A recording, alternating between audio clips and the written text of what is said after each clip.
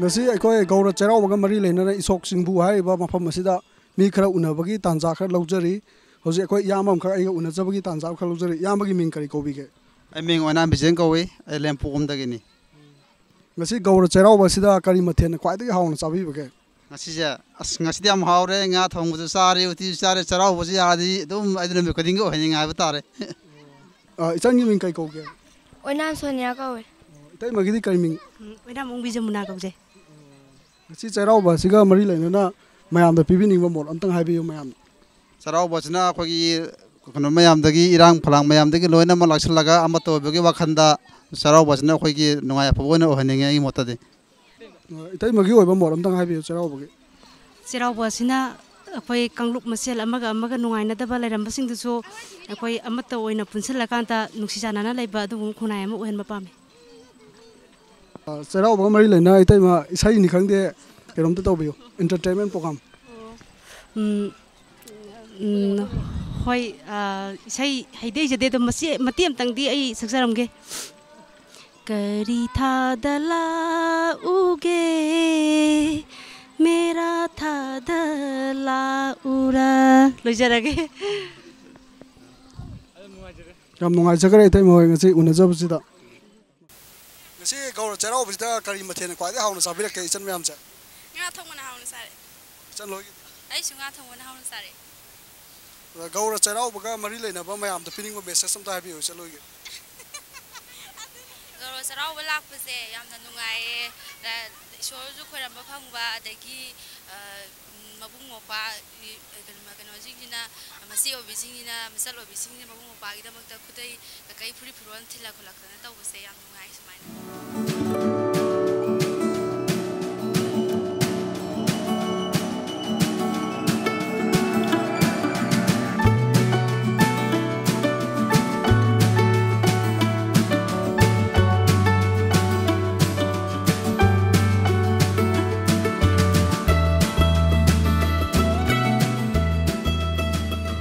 kai ming ko bige ine ke ai gi ming isai handi kawe kai lam dagi no ine bo dagini ngasi cherau basida ine na khwaidagi hauna sabira ke ba hinjang mathen du kari no habiyo ngasi gi injang je ai di ngasi je nga cha de ba irai je aduna uti thong ba na hena hauna sai cherau baga mari leina na ine gi oiba mayam da pining ba message samta habiyo ngasi cherau basida soya ngam nyau da ba dei di tek ta kai da ba punsi nung sang ba ine gi kai ming ko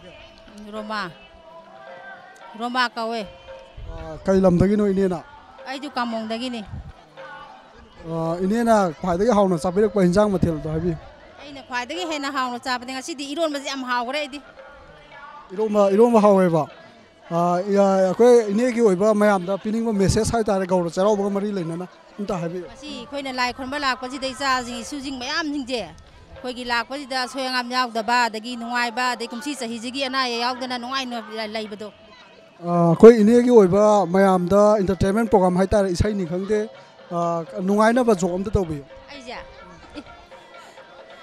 khoi di sai dong ba ju kya ju hai de dai di hai te ba kya matian nong sang ko kai ai bane ine oi sak ai di chai sak ba hai ti ai di anta ma sa yam hai bane punsi sida ahan ba sing lakpa mikupta ngai duna lairami punsi gi ma khangde ma kha di ma kai ming ko ge chang ge tonika kai lam dai no kamong de ngasi cherau bje nungai ba kamai tawi ching ka pa cha dum nungai kari mathen sabira ke chan ja nga thongba sai cherau baga mari leina na isai amtang sakpiyo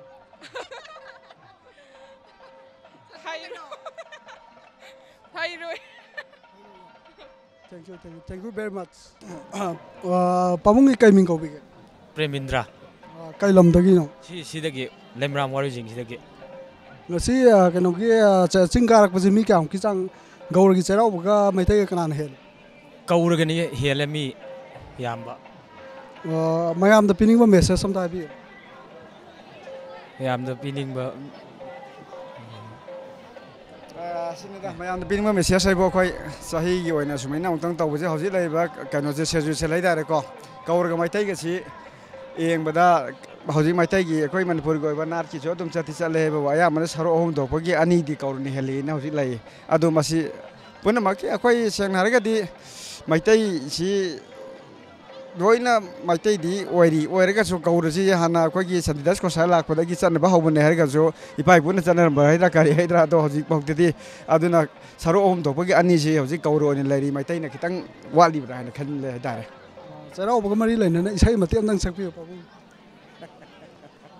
ꯍꯩꯇꯦꯗ ꯑꯩꯈꯣꯏ ꯏꯕꯥ ꯏꯁꯥ ꯏꯁꯩꯁꯤ ꯀꯔꯤ ꯏꯁꯩ ꯍꯥꯏꯇꯥꯔꯦꯀꯣ ꯑꯅꯧꯕ ꯆꯍꯤꯅ ꯂꯥꯛꯄꯗ ꯀꯨꯝꯑꯣꯜ ꯈꯨꯗꯤꯡ ꯂꯥꯞꯊꯣꯛꯈ꯭ꯔꯕꯤ ꯅꯪꯕꯨ ꯑꯩꯒꯤ ꯊꯃꯣꯏꯅ ꯅꯤꯡꯁꯤꯡꯂꯛꯂꯦ ꯊꯦꯡꯛ ꯌꯨ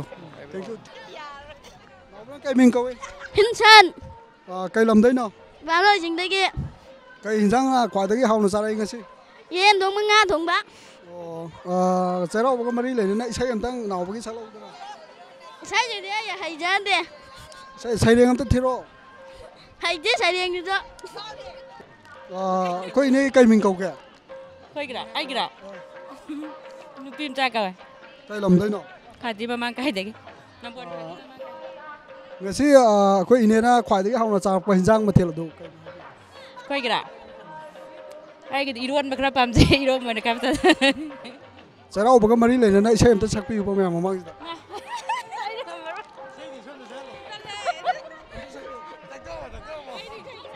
ꯀꯩ ꯏꯁꯩꯅꯣ ꯁꯛꯑꯣ ꯍꯥꯏꯁꯤꯕꯣ ꯑꯃ ꯍꯦꯛꯇ ꯏꯁꯥꯅ ꯄꯥꯝꯖꯕ ꯏꯁꯩ ꯑꯃ ꯍꯦꯛꯇ ꯁꯛꯄꯤꯔꯣ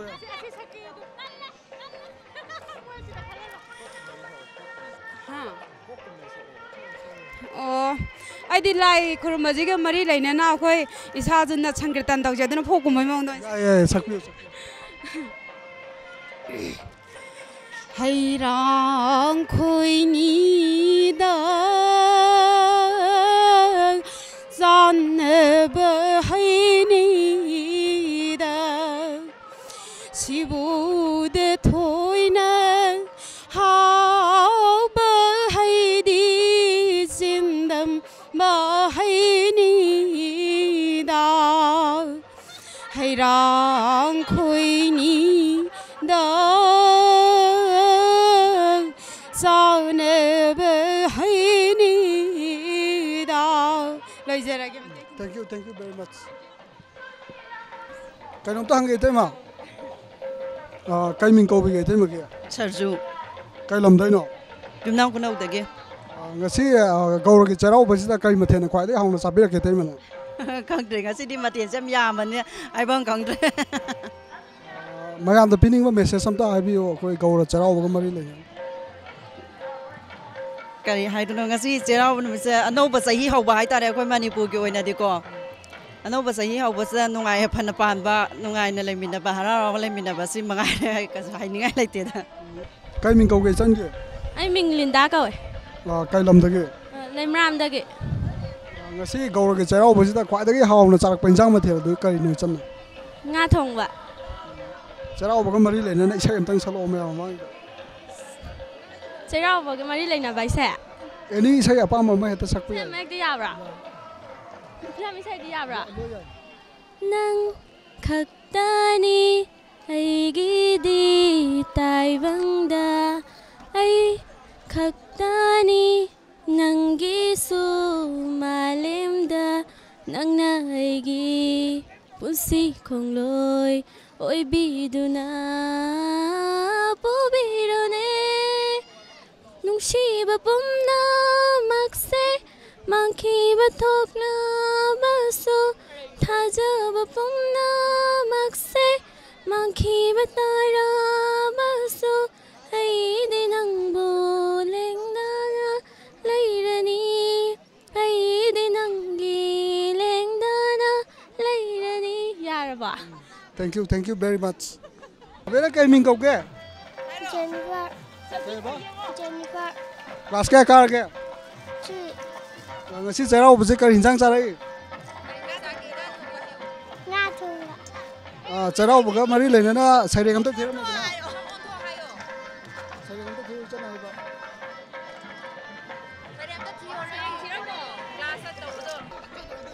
ꯀꯩ ꯃꯤꯡ ꯀꯧꯕꯤꯒꯦ ꯁꯤꯂꯥ ꯀꯧꯋꯦ ꯀꯩ ꯂꯝꯗꯩꯅꯣ ꯅꯤꯡꯊꯧꯗꯒꯤ ngasi ꯆꯩꯔꯥꯎꯕꯁꯦ ꯀꯩ ꯃꯊꯦꯜ ꯆꯥꯕꯤꯔꯛꯀꯦ ꯉꯁꯤꯁꯦ ꯉꯥ ꯊꯣꯡꯕꯁꯨ ꯂꯩ ꯏꯇꯩꯃꯩ ꯇꯋꯥꯕꯤ ꯀꯧꯋꯦ ꯆꯩꯔꯥꯎꯕꯒꯤ ꯑꯣꯏꯕ ꯏꯟꯇꯔꯇꯦꯟꯃꯦꯟ ꯄ꯭ꯔꯣꯒ꯭ꯔꯥꯝ ꯏꯁꯩꯔ ꯁꯩꯔꯦꯡꯂ ꯑꯝꯇ ꯊꯤꯕꯤꯌꯨ ꯏꯁꯩꯁꯦ ꯑꯄꯥ ꯑꯃ ꯍꯥꯏꯈ꯭ꯔꯣꯗꯅ ꯅꯪꯒꯤ ꯑꯣꯏꯅ ꯅꯪꯒꯤ ꯐꯤꯂꯝ ꯑꯃꯒꯤ ꯑꯗꯨꯝ ꯍꯥꯏꯈ꯭ꯔꯣ ꯑꯗꯨꯝ ꯀꯩ ꯀꯥꯎꯈ꯭ꯔꯦ ꯏꯁꯩꯗꯣ ꯍꯥꯏꯈ꯭ꯔꯣ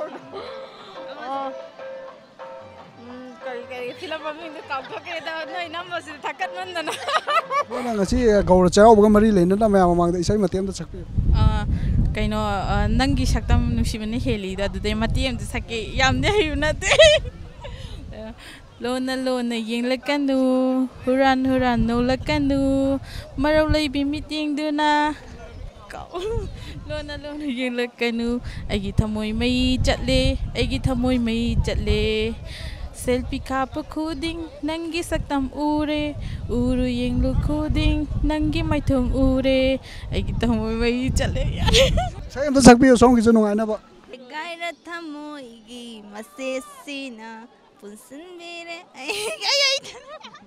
ꯊꯦꯡꯛ ꯌꯨ ꯅꯥꯎꯕ ꯅꯪ ꯀꯩ ꯃꯤꯡ ꯀꯧꯏ ꯔꯣꯍꯤꯠ ꯀꯩ ꯂꯝꯗꯩꯅꯣ ꯂꯦꯝꯔꯥꯝ ꯅꯥꯎꯕꯅ ꯈ꯭ꯋꯥꯏꯗꯒꯤ ꯄꯥꯝꯖꯕ ꯍꯤꯟꯖꯥꯡ ꯃꯊꯦꯜꯁꯤ ꯀꯩꯅꯣ ꯐꯦꯚꯣꯔꯥꯏꯠ ꯐꯤꯁ ꯅꯪ ꯀ꯭ꯂꯥꯁ ꯀꯌꯥ ꯀꯥꯔꯦ 6 ꯅꯪꯅ ꯈ꯭ꯋꯥꯏꯗꯒꯤ ꯄꯥꯝꯖꯕ ꯏꯁꯩꯅꯤ ꯈꯪꯗꯦ ꯁꯩꯔꯦꯡꯅꯤ ꯈꯪꯗꯦ ꯏꯟꯇꯔꯇꯦꯟꯃꯦꯟ ꯄ꯭ꯔꯣꯒ꯭ꯔꯥꯝ ꯑꯝꯇꯪ ꯃꯌꯥꯝ ꯃꯃꯥꯡꯗ ꯇꯧ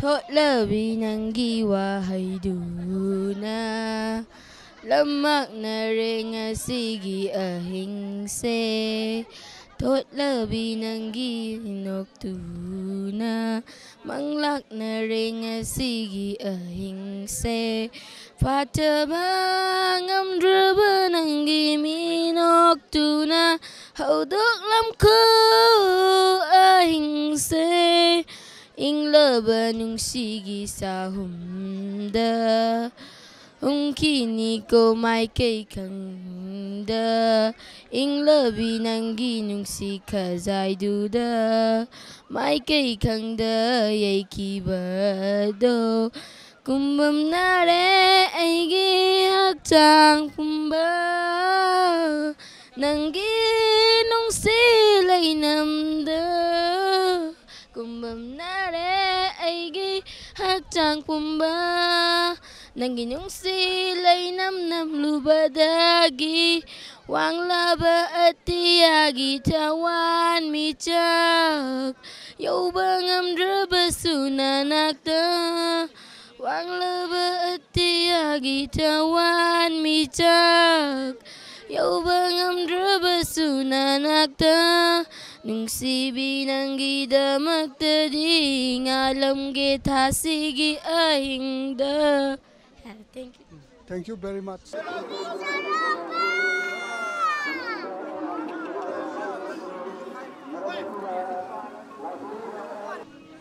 ꯑꯩꯈꯣꯏ ꯇꯥꯃꯣꯒꯤ ꯀꯩ ꯃꯤꯡ ꯀꯧꯕꯤꯒꯦ ꯑꯩꯗꯤ ꯀꯖꯔꯤ ꯀꯧꯋꯦ ꯉꯁꯤ ꯑꯉꯥꯡꯒꯤ ꯇꯣꯏ ꯁꯥꯟꯅꯄꯣꯠ ꯃꯌꯥꯝ ꯑꯃ ꯌꯣꯜꯂꯤꯁꯤꯕꯨ ꯂꯨꯄꯥ ꯂꯤꯁꯤꯡ ꯀꯌꯥꯃꯨꯛꯀꯤ ꯁꯥꯟꯅꯄꯣꯠ ꯌꯣꯟꯕꯤꯔꯒꯦ ꯑꯩꯈꯣꯏ ꯃꯔꯤ ꯃꯉꯥꯃꯨꯛꯇꯤ ꯈꯔ ꯑꯗꯨꯃꯥꯏꯅ ꯌꯣꯜꯂꯝꯗ ꯃꯥꯜꯂꯦ ꯁꯥꯟꯅꯄꯣꯠꯁꯦ ꯌꯣꯟꯕꯗ ꯌꯥꯝ ꯆꯠꯄ꯭ꯔꯥ ꯅꯠꯇ꯭ꯔꯒꯅ ꯉꯥꯃꯨꯛꯀꯤꯗꯤ ꯐꯝꯕꯤꯕ꯭ꯔꯥ ꯀꯃꯥꯏꯅ ꯇꯧꯏ ꯍꯣꯏ ꯅꯍꯥꯟꯃꯨꯛꯇꯤ ꯐꯝꯗꯦ ꯁꯤꯗ ꯃꯐꯝꯁꯤꯗ ꯉꯁꯤꯅ ꯑꯍꯥꯟꯕꯅꯦ ꯄꯣꯠ ꯐꯖꯅ ꯆꯠꯂꯦꯕꯀꯣ ꯑꯩꯈꯣꯏ ꯒꯧꯔ ꯆꯩꯔꯥꯎꯕꯒ ꯃꯔꯤ ꯂꯩꯅꯅ ꯃꯌꯥꯝꯗ ꯄꯤꯅꯤꯡꯕ ꯃꯦꯁꯦꯖ ꯑꯝꯇ ꯍꯥꯏꯕꯤꯌꯨ ꯀꯔꯤꯕꯨ ꯍꯥꯏꯗꯣꯏꯅꯣ ꯈꯪꯗꯦꯗ ꯑꯐꯕ ꯅꯨꯡꯉꯥꯏꯕ ꯄꯥꯎ ꯑꯝꯇ ꯍꯥꯏꯕꯤꯌꯨ ꯍꯣꯏ ꯃꯩꯇꯩꯒꯤ ꯒꯧꯔꯒꯤ ꯍꯥꯏꯕꯀꯣ ꯇꯣꯉꯥꯟꯕꯁꯨ ꯂꯩꯇꯦ ꯄꯨꯂꯞ ꯂꯥꯏꯒꯤꯗꯤ ꯂꯥꯏ ꯅꯠꯇ꯭ꯔꯥ ꯑꯁꯨꯃꯥꯏꯅ ꯑꯩꯈꯣꯏꯅꯁꯨ ꯈꯟꯖꯩꯕ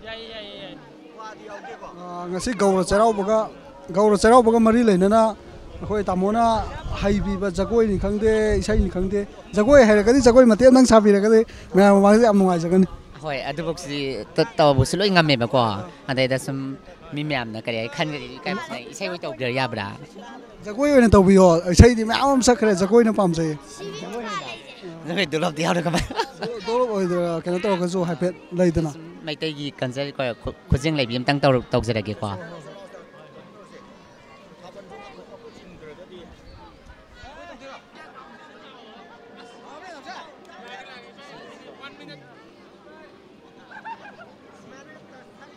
이사이 없다가 삭비우봐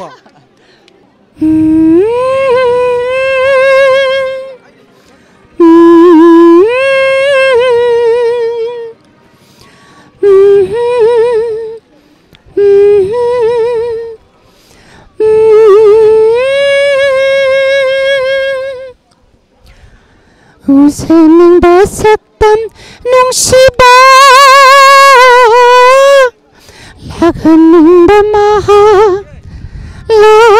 락라니 고사틱도나 빠락파 거랑 nangoirakpa namito yurakle loirakle ay hindi dating ba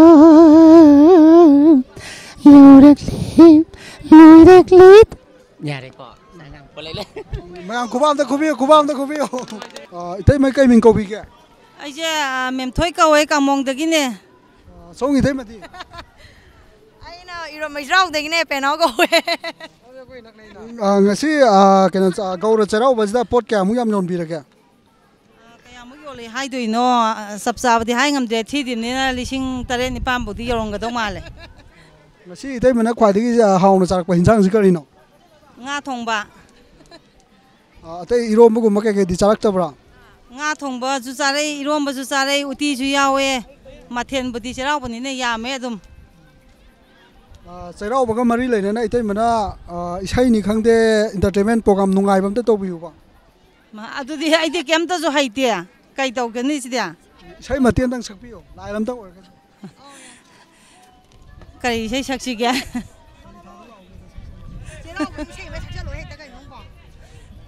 Ngasidi henjang hauni mathen. Thank you very much. Itay makay na song itay mana TV ni sina. Ha. Kari ma kari. Sa option mane. Si posit se kamay to bigya. Posit adum nungai. Namuki may tay charau ba di pot dom bida bra. Yon de nga sandang ahan mane. Itay mana may mamangda isay ni khangde entertainment program to biu. Ngasidi ensang haugdori khubisi khaiba yaugdori machan suna haplabada loisalage. Nungai jare thank you tarbo. Isan kay min kauke. Sarda. Kay lamday no. Kangmong dagi. Ngasi kay injang na khwaidagi hauna chare.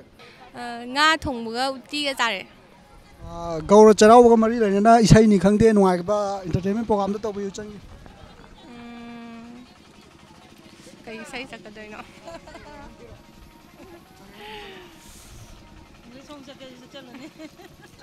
Isan hausi kay honari kya yumda kay thabak tawri ke. Kay su thoidokpa di tawde som lai. Isai nei ni khangde entertainment program tang to biu mayam nungai na ba. Kay sai sakadai no. As kay sai sakanya. Sai sa hitam ni na kan nam tang no.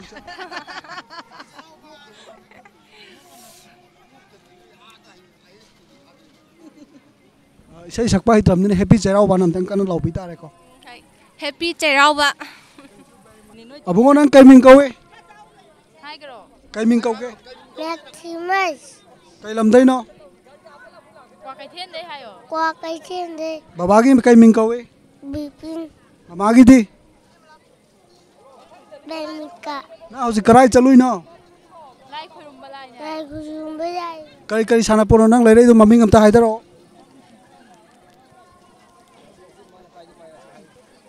Chikai no.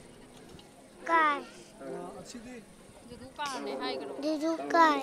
Ama sidi kai no. Buskimas. Abungo nang rhymes thiba haibra. Hai. Rhymes to chiro. Ma tak chara ge ta thijal de. Ma tak chara ge. Kun kawa. Ke ani baba. Pion. Tatpiya.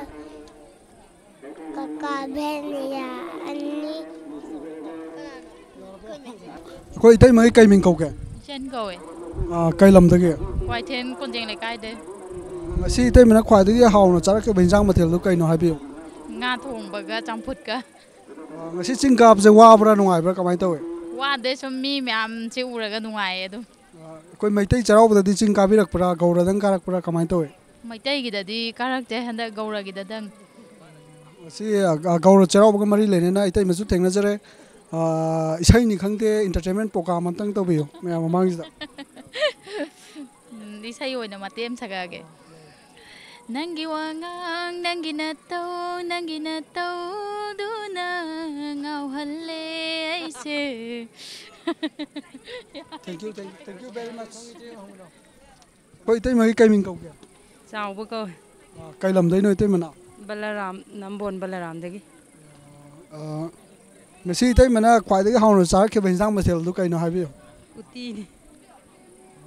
Itai mana gaura charau baga mari le na koi mayam da pining ba message samtang habi.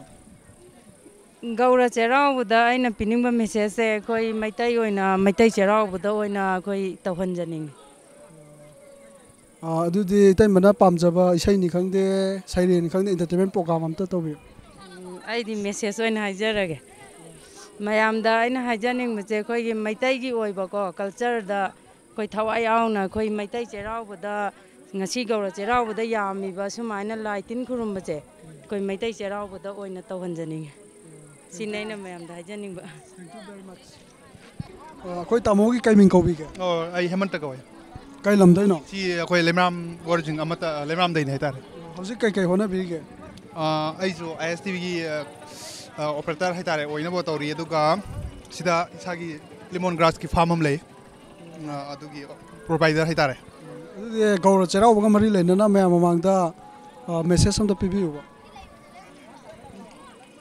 Message se khoi gi gaura charau ba se khoi maitai charau ba hai tare ko Manipur gi oiba maitai gi oina amatang ohening ba idi ani thokna le rise mayam maitai mayam che punna le minarerga amata oiba mafam amada hai tare ko idi gaura gi na chumi bra maitai gi ahan ba charau ba sajibu charau ba no mapan misu chumi bra ba mayam maitai mayam na khanna birerga amata oina amuktang da maitai mayam jilingjen manai hai ba tomtang ai khangan ba ai di utcha ba ba hai tare entertainment program hai tare ko isai ni khangde tamona habi bam ta tobi.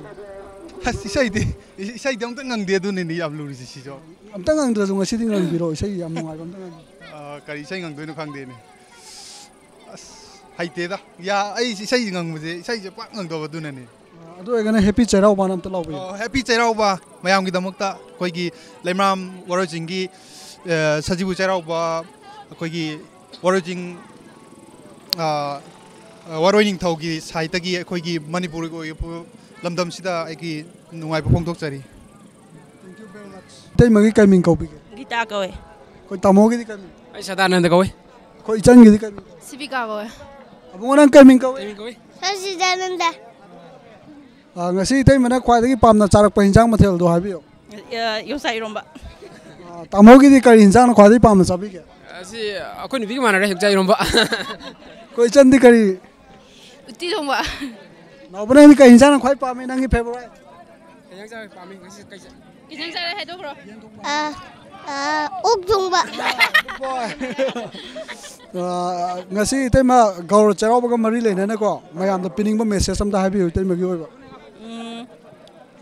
Akoi gaura charau ba sida akoi Manipur da leiriba isin nau singse ngasi dagi amona yang phlang thok ta be nung si sana leimina ba ban block lai ta ba ama ohen ba se na pijani. Koi tamo gi oi ba mot am tang habi yo. Ha. Tamo gi gaur ga mai tai ga khena ba do. Am tang habi. Dharmadi amatani Christian su Muslim su Hinduism su maitai su target amatani ado mai bagi leiriba ahingsa khana ba chaina ba mayam se ahingsa yauk da do adu oisno ina wish tok jani koi sana khwai dai pam chabi sem da sakpiyo pam chabi se yamani ngang da re ama heta nang na favorite pam chabi ha khang de abong nang di sai sakpa hebra Kaga khara di hai.